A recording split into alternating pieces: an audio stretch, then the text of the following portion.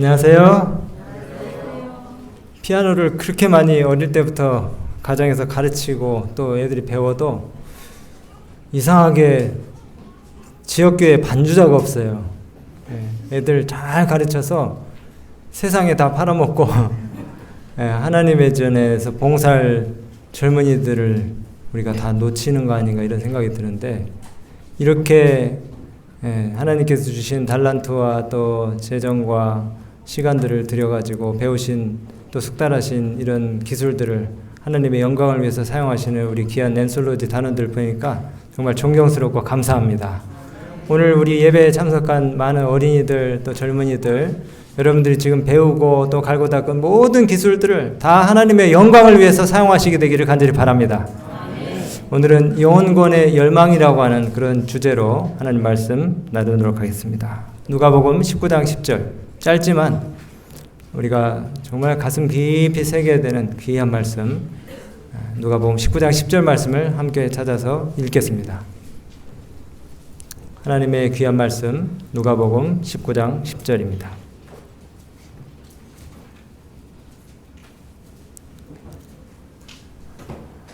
인자에 온 것은, 시작, 인자에 온 것은 잃어버린 자를 찾아 구원하려 함이니라. 여러분, 이 통계표에 보시면은, 도표에 보시면은 지금부터 한 80년 전이죠. 85년 전, 1935년 세계 인구가 불과 21억밖에 안 됐어요. 지금 세계 인구 얼마인지 아세요? 75억 지금 가까워지고 있는데 1935년에 21억밖에 안 됐습니다. 그리고 1935년부터 불과 30년이 지나지 않아서 세계 인구는 2배가 됐어요. 40억이 됐습니다. 다시 30년이 되기 전 60억이 훨씬 넘었고요. 지금은 75억에 지금 육박하고 있습니다. 급속도로 인구가 늘어나고 있어요. 100년 전만 해도 인구 100만이 넘는 도시가 세계에 그렇게 많지 않았습니다. 근데 도시화 비율도 급속도로 빨라져가지고 지금 요거는 우리 한국의 도시화 비율인데요. 지금 도시에 사는 사람이 90%, 시골에 사는 사람이 10% 정도밖에 이제 되지 않아요. 우리나라. 기독교 인구가 좀 전에 보신 것처럼 세계 인구 증가율과 도시화 비율을 따라가지 못하고 있는 것처럼 보입니다. 물질주의, 세속주의, 회의주의가 팽배해서 미국과 유럽 기타 선진 국가들에서 외관상으로는 기독교가 점점 쇠퇴해 가고 있는 것처럼 보여요. 근데 전 세계적으로 볼 때는 아프리카, 라틴 아메리카, 아시아에서 기독교가 폭발적인 성장들을 이루고 있기 때문에 아직도 정통 기독교 신앙이 꾸준히 성장하고 있다는 사실을 여러분 잊지 말게 되시기 바랍니다. 기독교를 한물간 신앙이라고 우습게 치부하는 사람들이 있어요. 여러분, 이런 관점에서 한번 생각해 보세요. 여러분, 기독교 신앙을 버린 유럽이나 미국, 선진국들, 편리하게 사는 선진국들의 사람들의 삶이 더 행복해졌습니까? 아니면은 별반 나아지지 않았습니까? 네, 오히려 힘들어졌죠? 기독교 신앙을 버렸더니 인생의 근본적인 문제들이 해결됐습니까? 더 나아졌습니까? 아니면 못해졌습니까? 못해졌어요. 여러분, 대학들이 대부분 미국의 대학들이 세속주의로 전락하는 그런 현실에서도 학계 일부에서는 종교적 신앙이 오히려 더 자리를 잡아가고 있다는 그런 통계도 있습니다. 예를 들어서 미국의 철학교수, 그 다음에 교사들의 약 10%에서 25%가 지금 현재 정통 기독교인인데요. 30년 전에는 이런 학자들, 지성인들이 고작 1%밖에, 미국 대학교 1%밖에 기독교인이 없었대요. 근데 이런 지성인들이 점점 기독교를 더 다시 받아들이고 있다는 것입니다. 그러므로 신앙의 양극화가 진행될 뿐이지 기독교가 힘을 잃은 것이 아닙니다. 여전히 인생의 중대한 문제들을 놓고 하나님과 씨름하는 사람들이 많아지고 있다는 것이에요. 그리고 어느 세대나 자기가 살고 있는 시대가 제일 힘들다고, 가장 외면받는 불행한 세대라고 그렇게 사람들이 주장할 수 있어요. 여러분들이 아마 조선시대에 태어났다고 한번 상상해 보시기 바랍니다.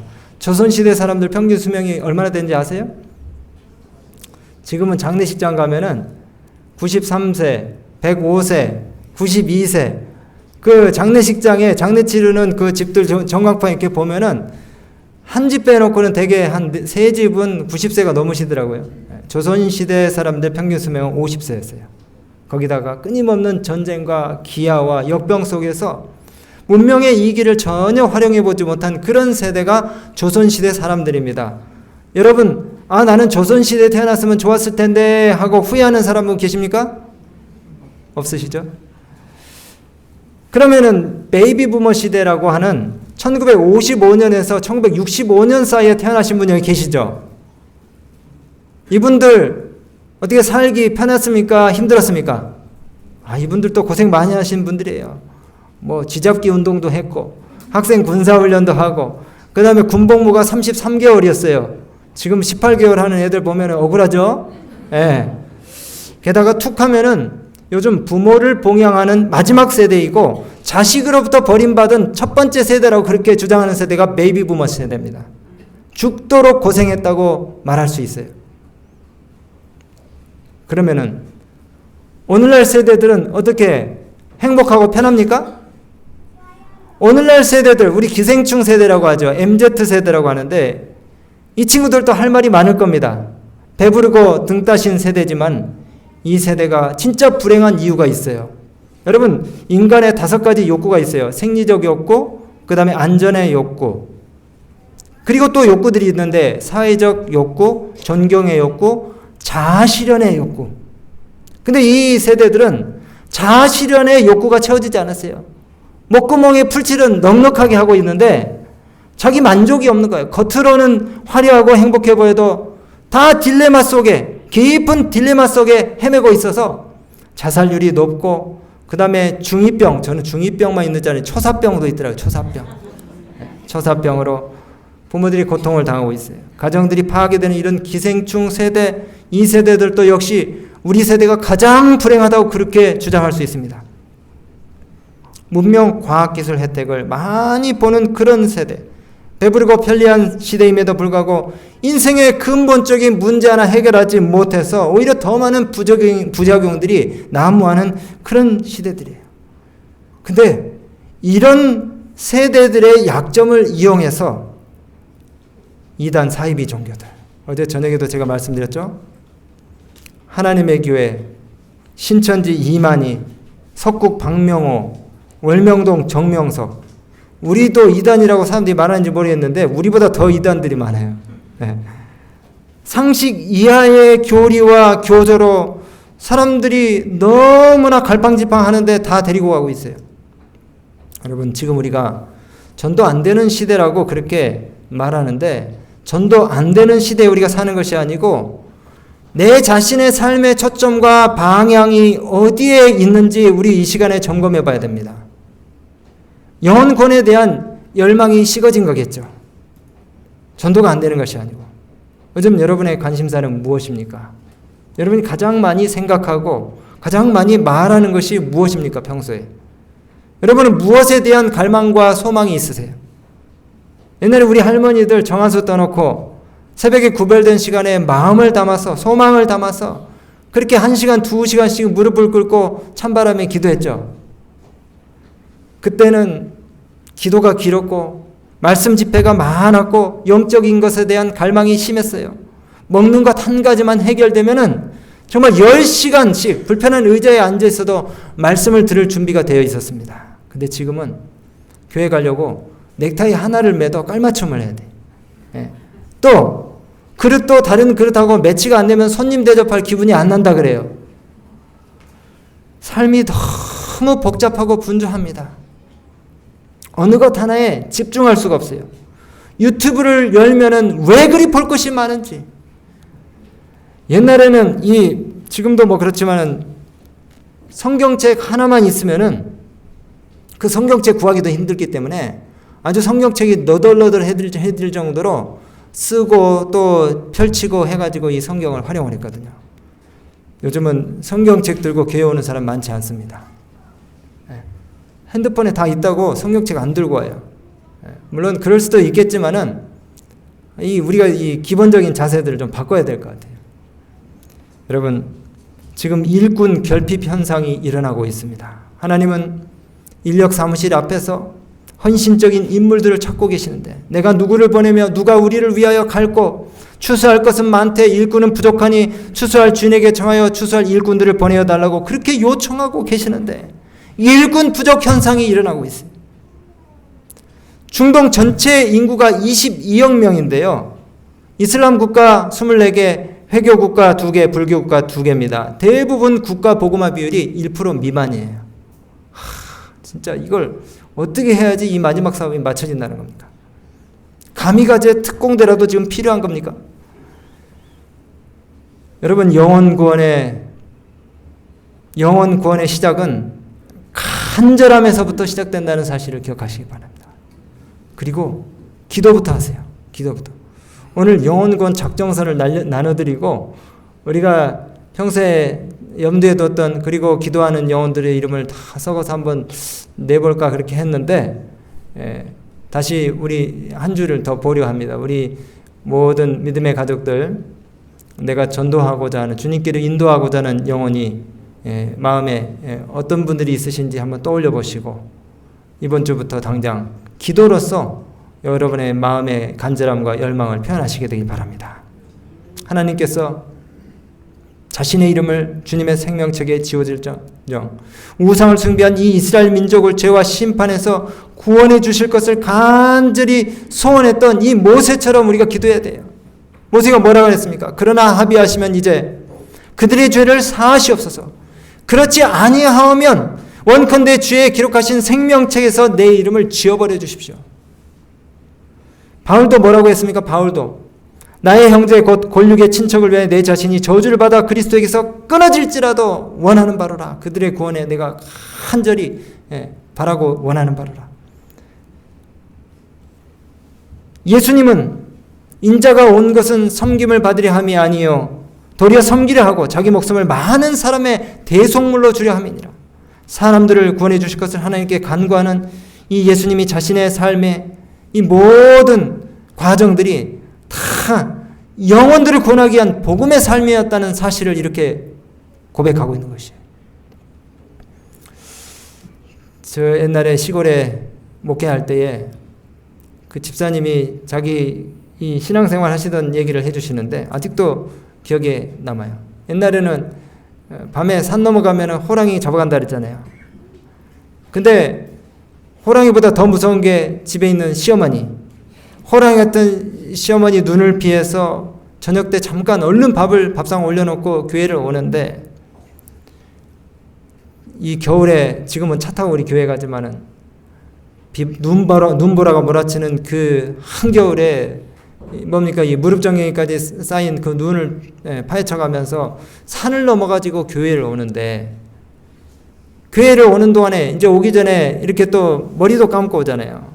머리가 다 젖은 상태, 지금은 뭐 드라이해가 오지만은 젖은 상태로 산을 이렇게 꼴딱 넘어가지고 오면은 이 고드름이 이 머리 뒤에 다닥다닥 생기잖아요.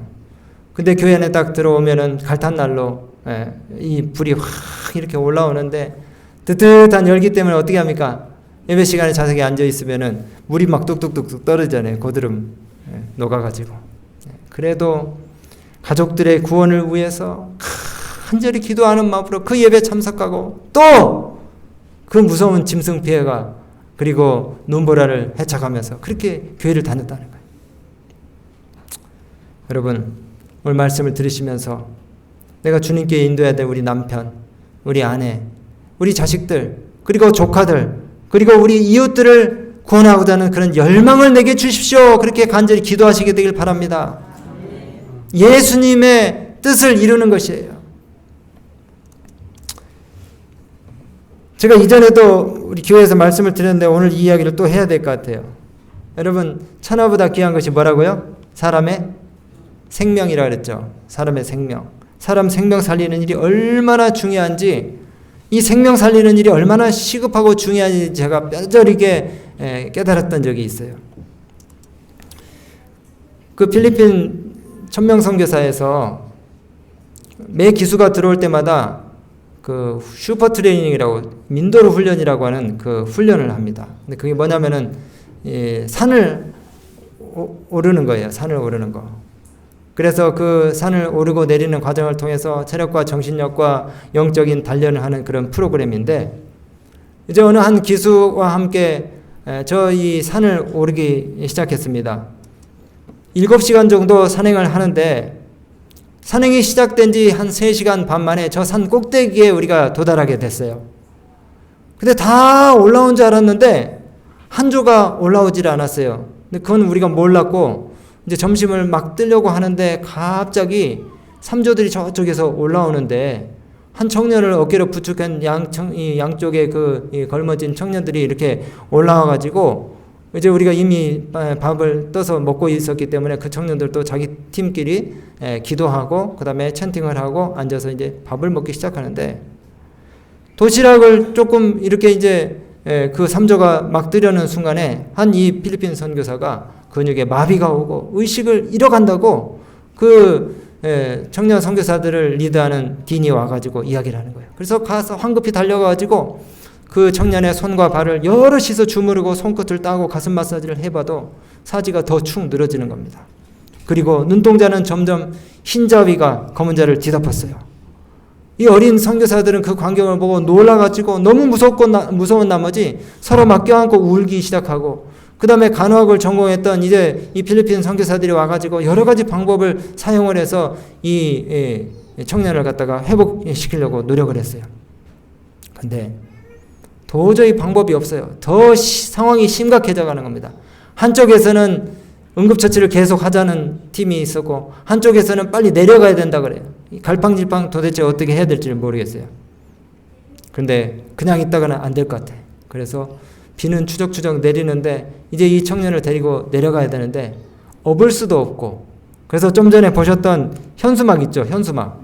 저 현수막을 반으로 접어가지고 강목도 없어요. 그냥 현수막 귀퉁이, 천조각 그 귀퉁이 4명이서 들고 내려가는데, 이 필리핀 청년 키가 커가지고 뻣뻣하게 이제 사지가 이렇게 늘어졌는데 얼마나 무거운지 넷이서는 들 수가 없어요. 그래서 중간에 또 손잡이도 없는데 6이서 들고 내려가는데 손이 자꾸 빠지고 길은 미끄럽고, 내려가던 중에 호흡이 멈출지도 모른다는 그런 생각에 호흡을 또 확인하고 이렇게 내려갔어요.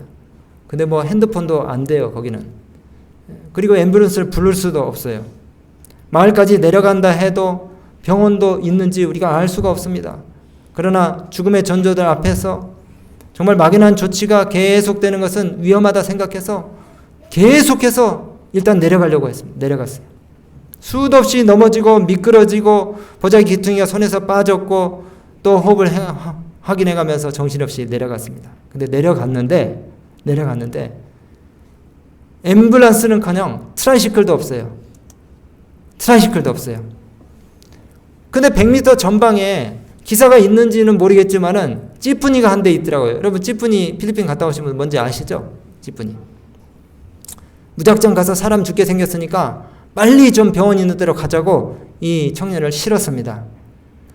그래서 그 저 좁은 찌푸니의 한편에다가 이 청년을 갖다가 묶어둘 수도 없어요. 손으로 이렇게 흘러내지 않게 막으면서 이제 이 비포장 도로 그 다음에 꾸불꾸불한 길을 이 찌푸니가 가는데, 이 청년이 몇 번이나 떨어질 것 같은데도 계속 붙들고 가는 겁니다. 경적을 울리면서. 그래서 이제 이 한 30분쯤 갔는데 보건소라고 이 찌푸니 기사가 안내하는 곳에 우리가 들어갔는데, 야 진짜 기가 막히더라. 의사도 없고 간호사도 없고 녹이순 산소통 하나 있는데 그 베드 침대 같지도 않은 침대 위에다가 이 청년을 올려놨는데 관략근이 풀어졌는지 분비물을 쏟아내기 시작했어요. 옷으로 닦아도 한이 없습니다. 눈은 풀어지고 사지는 벌벌 떨고 이제 이 청년 죽겠구나 이런 생각이 들었어요. 다시 앰뷸런스를 거기서 이제 부를 수 있는 방법을 알아냈고 앰뷸런스를 불렀습니다. 앰뷸런스가 왔는데 이 삐어 하는 그 소리 있잖아요. 그게 고장이 나가지고 경적을 2시간 동안 계속 누르면서 입을 딱딱딱딱 거리면서 탈수 증상을 보이는 이 청년을 끌고 병원까지 이제 간신히 갔습니다. 큰 병원이 있긴 있더라고요. 그 종합병원 응급실에 이 청년을 들여보내놓고 의사 소견을 들으면서 이제 계속 마냥 기다리는데 의사가 와가지고 살 확률이 거의 없다는 거예요. 그래서 병실 바닥에서 뜬 눈을 지새면서 계속 필요한 약을 갖다가 사다 주고 의사한테 이 청년에게 어떤 그 처치를 해도 감수하겠느냐는 사인을 계속 해줘가면서 밤을 샜습니다. 참 처참하더라고요. 그러나 기도밖에는 할 게 없어서 계속해서 이 청년 살게 해주시라고 하나님께 기도했습니다. 계속 기도했습니다. 하나님, 불쌍한 당신의 아들을 살려주십시오. 병실 바닥에서 3일 동안 그렇게 기도했습니다. 그런데 홍수 상태에서 이 청년이 깨어나지를 않아요. 그래서 이제 이 섬에서는 더 이상 할 게 없으니까 마닐라에 있는 우리 재림교회 위생병원으로 옮기라는 겁니다. 근데 그냥 배에 싣고 가는 게 아니에요. 거기에 또 의사가 동행을 해야 되고 또 응급처치를 할 수 있는 간호사들이 동행을 해야 된다는데 막대한 비용이 들게 생겼어요. 또 그러나 더 이상 있을 수가 없어서 거금을 지불하고 배에 태워서 의사를 대동한 채 마닐라 위생병원으로 옮겼습니다. 끈질기게 기도했어요. 이 청년이 살아 돌아올 수 있도록 끈질기게 기도했습니다. 하나님이 해주지 않으시면 이거는 끝입니다. 천명선교사 이름이 뭐가 되겠습니까? 하나님께서 허락하지 않으시니까 포기할 필요가 없더라고요. 이제 긴 이야기를 우리가 거두절미하고 3주 동안 의식을 잃었던 청년이 깨어났습니다. 민도로 병원에서 의사들이 회생 가능성이 없다고 그렇게 얘기했는데, 그리고 회복돼도 정신이 온전하기란 불가능할 것이라고 그렇게 얘기했는데, 이 청년이 2달 동안 그 병원에서 간호를 받고 회복이 돼서 돌아왔어요. 그래서 다른 청년들 선교사 훈련 마칠 때 이 청년이 같이 선교사 훈련 졸업식에 참여를 했습니다. 발바닥 절반이 괴사가 돼가지고 새까맣던 이 선교사의 발바닥이 여러 달 후에 회복되기 시작했어요. 그래서 선교사 이 경험을 1년 하고 또 연장을 해서 2년을 그렇게 봉사하고 집으로 돌아갔습니다. 하루 동안에 그 청년을 살리기 위해서 100명이 넘는 젊은이들이 달라들었습니다. 모든 수단과 모든 사람들이 다 동원됐어요. 산에 오를 때는 참 웅장하고 아름다운 그 산세에 정말 즐거워하면서 갔는데, 그리고 여러 가지 딴 생각도 했어요. 근데 내려올 때는요, 이 청년 살리기 위해서 무슨 생각밖에 안 했을까요? 이 청년 살려주십시오. 이 청년이 살아나야 된다. 이 생각밖에 안 하는 거예요. 저만 그랬겠습니까? 모든 사람들이, 거기 같이 갔던 훈련하는 목사님과 그 다음에 모든 청년들이 똑같은 생각을 했을 거예요. 오직 한 길, 주 예수께 받은 사명, 오로지 않은 그런 심정으로 이 교회가 소생돼야 되겠다, 회복돼야 되겠다, 살아내야 되겠다 하는 그런 심령으로 우리가 한 마음으로 영혼권의 열정을 쏟는다면 하나님께서 이 교회에 영혼들을 보내주실 거라고 저는 확신합니다. 여러분, 이런 열성을 가지고 전도한다면 전도당하지 않을 영혼들이 없을 것이에요. 이 신천지가 모략이라는 걸 사용하죠. 모략. 여기는 속임수와 기만과 거짓말이 많이 들어가 있지만은 그 사람 살리기 위해서 우리가 이거 한다 이렇게 얘기하면서 정당화시켜요. 근데 우리는 그렇게까지는 못하지만은 그래도 우리가 조금 에너지를 쏟고 마음을 갖다가 이렇게 모으면은 영혼권 충분히 할 수 있을 거라고 그렇게 생각됩니다. 여기 있는 말씀을 한번 같이 읽어볼까요? 거의 시작. 거의 참을 수 없는 열성을 가지고 천사들은 우리의 협력을 기다리는데 이는 사람과 교통하는 통로가 사람이어야 하기 때문이다. 그리하여 우리가 온 마음을 다한 헌신으로 그리스도께 우리 자신을 드릴 때에 천사들은 우리의 음성을 통하여 하나님의 사랑을 나타내기 위해 말할 수 있는 것을 기뻐한다. 우리 일을 천사가 대신해 줄 수 있습니까? 없어요. 인크레더블에 나오는 그 뭡니까? 그런 존재들, 슈퍼맨, 원더우먼, 또 하늘의 이 천사들, 이런 존재들이 이 영혼들을 구원하는 이 사업을 우리 대신 해줄 수 없는 것입니다. 여러분, 예수님께서 마지막으로 보이신 개인적인 열성을 우리가 생각해 보겠습니다. 예수님은 한 영혼 한 영혼을 사력을 다해서 부르시고 그들의 구원을 위해서 일하셨어요. 삭개오에게 그렇게 하셨고요. 사마리아 여인에게 그렇게 하셨습니다. 수로보니게 여인과 향유 부은 여인에게 똑같은 정성과 애정과 사랑을 쏟으셨어요. 제가 가끔 사람들을 이렇게 처음 보는 사람들을 만날 때 할 말이 없거나 좀 분위기가 어색해지면은 항상 하는 질문이 있습니다. 그게 뭐냐면은 어떻게 우리 재림교인이 되셨습니까? 그러면 그냥 이야기가 술술술 나와요. 예. 지난 월요일에 우리 360붐에 이제 입사를 하면서 우리 교회 앞으로 나오기를 한 그 젊은 청년을 데리고 부천에서 오신 그 목사님과 집사님들과 함께 식사를 하는데 한 집사님에게 제가 또 여쭤봤어요. 집사님은 어떻게 해서 우리 재림교인이 되셨습니까? 그랬더니 그 집사님이 이렇게 얘기하시더라고요. 굉장히 좋아 보이는 집사님이. 제가 20대 젊을 때에 우리 첫 아기를 막 낳고 좀 가난하고 힘들었던 그런 시절에 이제 이 전세를 살게 됐는데 이 주인 전세 살던 그 집의 주인이 안식일 교인이었대요. 근데 그 주인이 전세금을 200만 원이나 깎아주고 그 당시에 안식일 교인인데 더 감동된 것은 이 주인 댁 어른들이 자기 아이를 너무나 잘 봐주시는데 그때 애기 막 낳고 참 뭐 힘들기도 하고 또 애기 안는 것도 좀 어렵고 그러는데 항상 애기가 보이면은 그 주인 댁 어른들이 애기를 늘 안아주시는데 그 안주인 되시는 분이 자기 애기를 안을 때에 이렇게 등에다 이렇게 엎는 게 아니고 힘든데 꼭 가슴으로 이렇게 안는데요. 딸아이인데. 그래서 아니 왜 우리 아이를 힘드신데 이렇게 등에 안 업으시고 이렇게 가슴에다 이렇게 안으시냐 그랬더니 여자아이라 이렇게 오다리 되면 안 된다고 다리 쭉쭉 펴지라고 그렇게 안아주셨다는 거예요.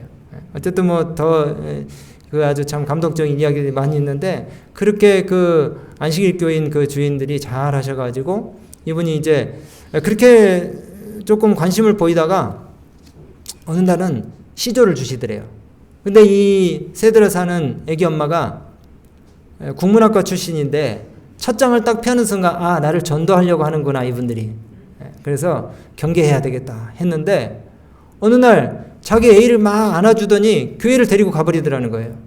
그래서 이러다가는 내 애를 뺏기지 않을까 싶어가지고 애기 이제 찾으러 같이 따라갔는데 안식일 교회 이단이라고 생각하고 가면은 무슨 빨간색 보자기 천 이상한 그 음산한 그런 분위기에 그런 교회를 상상하면서 갔는데 가보니까 자기 생각으로는 전혀 딴판이더라는 거예요. 사람들 친절하고 교회 분위기 너무 좋고 그 다음에 정말 상식 이상의 아주 그런 좋은 교회더라는 겁니다. 그때부터 교회를 다니게 되고 모든 가족들이 재림교인이 됐다는 그런 이야기를 들었어요. 여러분 이렇게 그 개인적인 노력과 헌신을 통해서 하나님의 자녀가 되는 겁니다. 모든 참된 제자는 하나님 나의 선교사로서 태어난다. 여러분 우리 모두가 다 하나님의 선교사들이 다 되시길 바랍니다. 여러분들이 정말 진정한 회심을 경험하셨다면 하나님의 일을 하지 않을 수가 없어요. 영혼을 그리스도께로 인도하는 개인적인 열성을 보이지 않을 수가 없는 것입니다. 여기 개인적인 활동이라는 이 실물교원에 있는 말씀 제가 오늘 다 읽지는 않을게요. 근데 노란색으로 마킹한 부분만 한번 보세요. 개인적인 활동. 이것이 그리스도의 방법인데요. 개인적인 면담. 단 한 사람의 청중일지라도 단 한 사람이라도 찾아가야 한다. 복음을 그들에게 가지고 가지 않는 한 복음을 접할 기회를 갖지 못하는 그런 사람들을 많이 있는데 우리가 그 사람들을 찾아가야 된다. 그렇게 얘기했어요. 오늘 제가 말씀을 마치면서 이전에 또 얘기했던 이야기 한 번 더 들려드리고 말씀 마치려고 합니다. 제가 옥천교에 있을 때 서울에서 안식일 아침에 어떤 집사님, 중화동교회 집사님으로부터 전화가 왔어요. 전혀 알지 못하는 집사님인데 목사님 거기 교회 앞에 주공아파트 있죠? 그러더라고요. 그래서 예 있습니다. 그 장희아 주공아파트라고 있습니다. 사실은 저희 그 조카가 사는데 시 조카가 사는데 조카 며느리가 있는데 우리 조카 며느리를 내가 교회에 인도하고 싶은데 우리 조카 며느리를 위해서 내가 준비한 성경하고 찬미가가 이제 곧 도착할 건데 한번 평소에 방문 한번 가주시고 그 찬미가를 좀 갖다 주시라고 그렇게 얘기하더라고요. 그래서 제가 이제 그 안식일날 전화를 받고 그 주에 찬미가가 도착을 했길래 그 찬미가하고 성경책을 가지고 그 집을 찾아갔어요. 아주 젊은 애기 엄마가, 애기들이 3명이나 되는데 나와가지고 반갑게 저를 맞았어요. 그래서 요즘 참 이 젊은 사람들 대하기 힘든데 이렇게 젊은 사람이 교회에서 왔다는데도 거부감 없이 이렇게 잘 받아들이네 하면서 고마운 마음으로 이제 그 애기 엄마하고 잠깐 이야기를 하고 그 다음에 이제 나왔습니다. 그리고 한 몇 주 있다가 그 찬미가를 전달해달라고 했던 집사님이 저희 교회에 오셨어요. 그러면서 자기 혼자 온 게 아니고 바로 이 조카 며느리를 데리고 교회에 오셨어요. 그래가지고 이제 그게 시작이 돼가지고 이 애기 엄마, 수빈이 엄마라는데 이 수빈이 엄마를 제가 방문을 열심히 다녀가지고 그 애기 엄마가 교회를 나오고 침례를 받게 됐는데, 애기 엄마니까 애기들이 3명이나 되는데 애기들까지 다 교회 나오잖아요. 그러니까 한 번에 4명이 교회를 나오는 거예요. 한 번에 4명. 근데 이 엄마가 얼마나 씩씩하고 테니스도 잘 치고 그 다음에 새벽에 우유 배달을 하고 오토바이를 타고 애기를 보자기에다 등에다 업고 앞에 한 명 싣고 다니면서 우유 배달을 할 정도로 아주 이 생활력이 강하고 부지런한 그런 애기 엄마입니다. 근데 이 엄마가 어떻게 전도가 됐나 봤더니 바로 이 찬미가와 성경책을 전달해 달라고 했던 이 집사님이 멀리 떨어진 조카지만은 이 조카 며느리가 시집을 온 그 순간부터 계속해서 전도를 하기 위해서 사랑의 가마를 계속 끼친 거예요. 생일 되면은 선물도 보내주고 그 다음에 따뜻한 전화 계속 해주고 이렇게 하면서, 저는 교회에서, 우리 옥천교회에서 그 다음에 제가 개인적으로 하는 거 아무것도 없는데 이 시모가 서울에서 먼 거리 떨어져 있지만은 계속 전화와 그 다음 명절 때 만나면은 좋은 가마들을 끼쳐가지고 어느 정도 정리가 딱 된 상태에서 교회를 딱 데리고 나오니까 교인이 되는 겁니다. 교인이. 여러분, 누군가에게 관심을 가지고 기도를 하면서 그들에게 뭔가를 해야지 역사가 일어나는 거예요. 아무것도 하지 않고 우리 교회가 차기를 바라는 거, 이건 진짜 나쁜 심보입니다. 진짜 하나님께서 하라고 하신 일 기쁨으로 감당해서 하나님 칭찬받는 종들 다 되시게 되길 바랍니다. 집안에서 잘 나가는 조카들, 자식들, 친척들 있을 수 있습니다. 근데 제일 불행하고 안 나가는 소외된 가족들 혹시 있나 한번 찾아보세요. 가족들도 안 돌보는 그런 소외된 친척들이 있는지. 그리고 특별히 집 안에 무신론자들이 있습니다. 재림교인 가정 안에 무신론자들, 그 다음에 또 세속으로 빠져드는 우리 자녀들, 그 가족들을 위해서 간절한 이 기도가 필요합니다. 우리가 바쁘다는 핑계로 진짜 내 자식도 우리가 구원시키는 일에 소홀히 할 때가 있어요. 내 자식도. 제가 옛날에 말씀드렸죠. 혹시 까먹으셨는지 모르겠지만 하루에 한 번씩 자녀들을 위해서 카톡 보내기. 성경 말씀 이렇게 우리가 카피 페이스트 하기 쉽잖아요. 복사해서 샌드하는 거 있잖아요. 그거라도 우리가 매일같이 해주면 얼마나 좋을까요? 얼마나.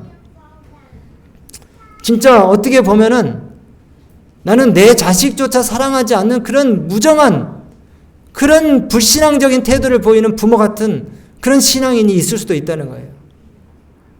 진짜 내 자식을 내 손가락 깨물면 아픈 것처럼 그렇게 사랑한다고 하면서 자녀들의 구원을 위해서는 아무것도 하지 않는 부모들이 있을 수 있다는 겁니다.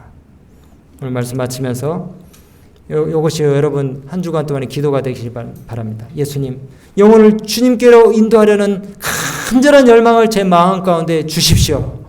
영혼 구원의 시작은 뭐부터 시작된다고요? 기도로부터 시작됩니다. 이름을 적어놓고 기도하시고, 이제 우리 다음 주에는 우리 지회장님 오셔서 전도회를 위해서 주말 봉인을 하실 건데, 여러분 순서가 좀 어긋나고 미흡하고 여러 가지 좀 준비 안 된 듯 해도 상관없어요. 제일 중요한 건 뭐냐면은 사람이 와야 됩니다. 사람. 그리고 그냥 일회성으로 막 얼러서 그냥 데리고 올 그런 사람 말고요. 평소에 내가 기도하면서 돌봤던 그런 사람들, 아니면 지금부터 시작해도 좋아요. 전도회 때 한 사람도 안 와도 괜찮습니다. 지금부터라도 영혼권에 대한 열망이 우리 마음 가운데 용솟음 쳐서 매일같이 이제 이번 주부터 기도해가지고 관리하는 그런 영혼들이 이번 전도의 기간 동안에 생겨난다면 성공입니다. 예수님, 영혼을 구원하는 열망을 저에게 주십시오. 기도하시고 한 주간 동안 하나님께서 기뻐하시는 일 하시면서 칭찬받는 주의 모든 종들 되시기 바라면서 말씀 마치겠습니다.